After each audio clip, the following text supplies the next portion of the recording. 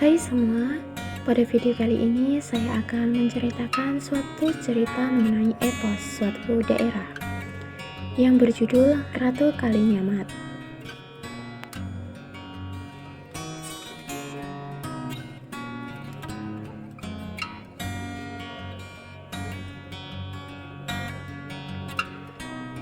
Ratu Kalinyamat, beliau lahir jauh kira-kira 5 abad sebelum Kartini. Belum ditemukan sumber sejarah yang menyebutkan angka kelahirannya secara pasti. Namun dalam babat tanah Jawa, disebutkan bahwa ia merupakan putri Pangeran Trenggana dan cucu Raden Patah, Sultan Demak pertama.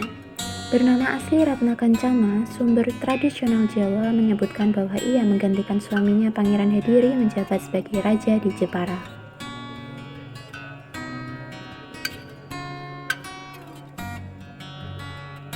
Ia tidak pernah menyangka bahwa kematian suaminya membawa ia pada babak yang sama sekali baru dalam hidupnya. Dari sinilah semuanya dimulai. Sepeninggal mendiang suaminya, internal kerajaan Demak diwarnai konflik kekuasaan. Karakternya yang kuat membuat ia percaya menjadi tokoh sentral dalam penyelesaian konflik keluarga tersebut. Peran yang dilakukan ini menunjukkan kemampuannya yang melebihi tokoh lain dalam menghadapi disintegrasi kerajaan Demak. Namanya semakin populer di seantero Jepara.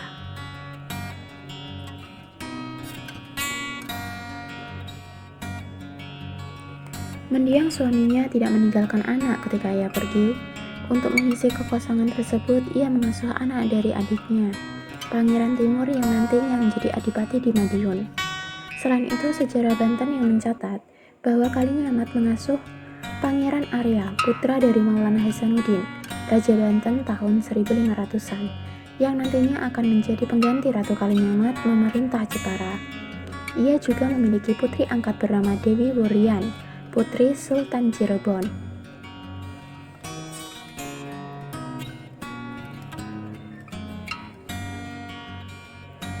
Selain jadi tumpuan bagi keluarga besar kerajaan Demak, Ratu Kalinyamat juga digambarkan sebagai single parent yang bertanggung jawab atas kehidupan anak asuh dan kemenakannya.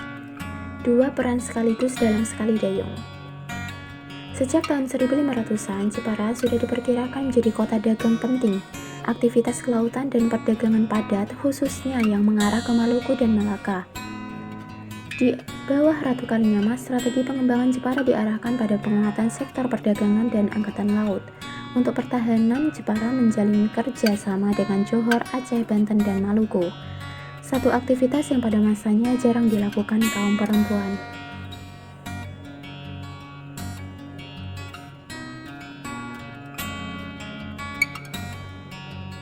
Tidak hanya sampai di sana, selama 30 tahun kekuasaannya, Ratu Kalinyamat telah berhasil membawa Jepara pada puncak kejayaan dengan amannya wilayah Kalinyamat dan Perawata yang bebas dari ancaman manapun. Sumber Portugis menyebutkan bahwa Jepara saat itu sudah menjadi kota pelabuhan terbesar di pantai utara Jawa dan memiliki armada laut yang besar dan kuat pada abad ke-16, bahwa ia mampu menampung kapal besar bermuatan 200 ton lebih.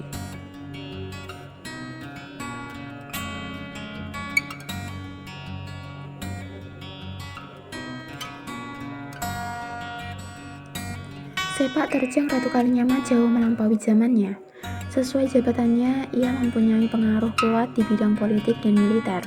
Ia diminta banyak kerja sama militer. Salah satunya oleh Raja Johor dalam mengusir Portugis pada tahun 1550.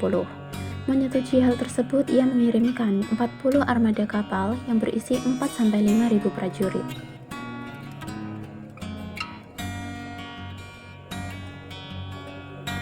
Semangat membela tanah air dan melawan Portugis terus berkobar di hati perempuan ini. Lewat lautan, ia terus menggempur Portugis yang berada di Malaka. Salah satunya pada tahun 1574. Dibandingkan ekspedisi pertama yang bekerja sama dengan Raja Johor, kali ini ia mengirim armada yang jauh lebih besar, yaitu terdiri dari 300 buah kapal layar dengan 15.000 prajurit pilihan, sekaligus dilengkapi dengan banyak perbekalan meriam dan misiu.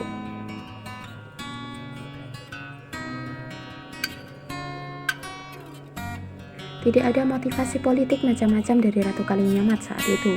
Kegigihannya membantu melawan Portugis menurut catatan sejarah adalah untuk melindungi kepentingan perdagangan suku-suku bangsa dari berbagai daerah di Nusantara yang sudah lebih dahulu beraktivitas di sana.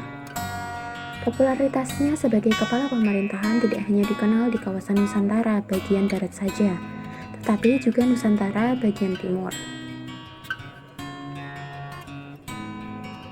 Ratu Kalinyamat merupakan sosok pengecualian yang berhasil keluar dari citra perempuan Jawa pada masanya. Ia bicara lewat karakternya yang kuat, juga hidup pada masa ini. Kualitas pribadi, karakter, dan pencapaian Ratu Kalinyamat tentu dapat disejajarkan dengan perempuan berprestasi Indonesia yang kita kenal.